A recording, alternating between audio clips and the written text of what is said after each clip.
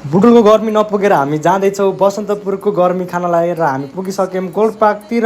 कसरी हेर्नुभएको थियो।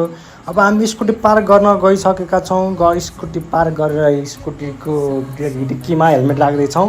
हुर्रे भन्दै अब हाइकिङतिर लाग्यौँ। अब हाइकिङ जाँदिन बेलामा एउटा कुकुर पनि भेटियो, बाख्रा पनि भेटियो, बिरालो पनि भेटियो। खै बिरालो म्याउ गरिरहेको छ। अनि हामी हाइकिङतिर लाग्यौँ।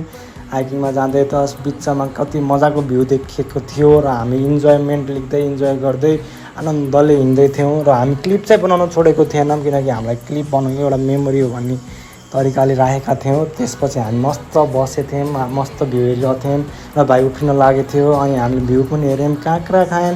काँक्रा खाँदै त सबै थाक्नु भएको थियो र हामी चाहिँ यात्रालाई अझै जारी राख्दै अगाडि बढ्यौँ।